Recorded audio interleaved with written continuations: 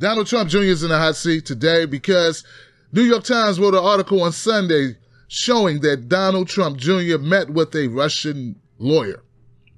Now, this contradicts an earlier statement back in March that Donald Trump Jr. made to the New York Times when he said that he hadn't met with any Russian nationals and that he could remember, and that and if he did, it was not in his capacity as working for the campaign. Now, back in June, when this meeting took place, which Donald Trump Jr. now recollects, he was working for the campaign, and this was a Russian. And so, case closed, right?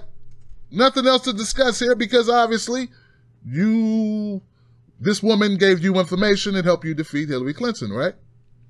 Right? I mean, that has to be what it is. Well, see, this is a problem when we have narratives that are out. People buy into the narrative. So now people are attaching this to all types of events. They're attaching Donald Trump Jr. meeting with Natalia Velenskaya as a smoking gun to show, well, this is where Kushner came from. You know, the Kushner documents that were released. They said, well, this has to be related to that, and this has to be related to this, and this has to be related to that. And actually, none of those things have to be.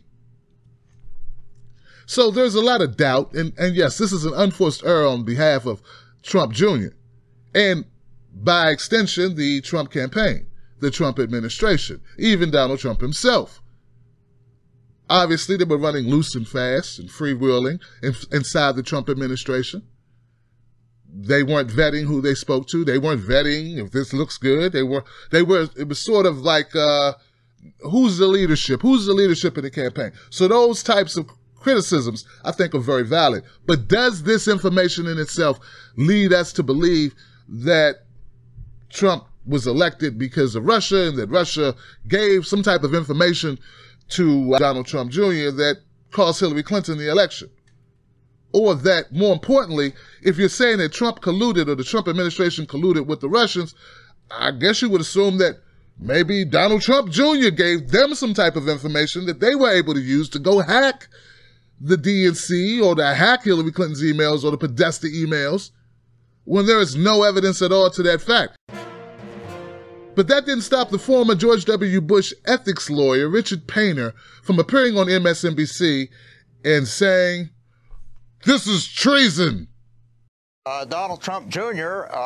And Jared Kushner were apparently both of them involved in this. And this was an effort to get opposition research on an opponent in an American political campaign from the Russians who are known to be engaged in spying inside the United States. We do not get our opposition research from spies. We do not collaborate with Russian spies unless we want to be accused of treason. And I can say I worked for 2.5 years as the chief ethics lawyer of the Bush administration. The Bush administration never would have tolerated this. And if this story is true, we'd have one of them, if not both of them, in custody by now.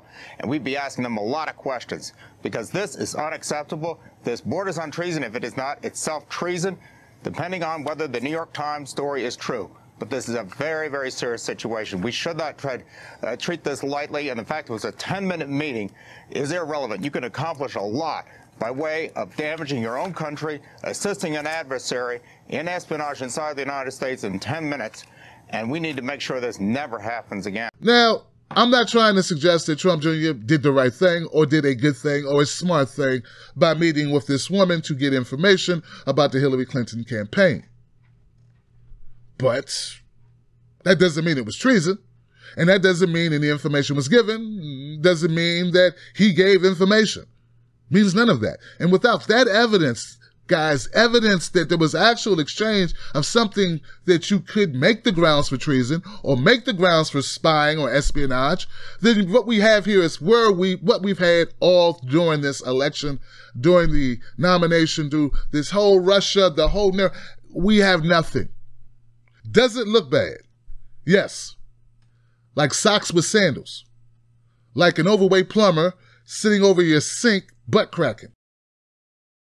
But no, it doesn't mean it's treason. And here we go again, talking about issues that don't really matter at this point.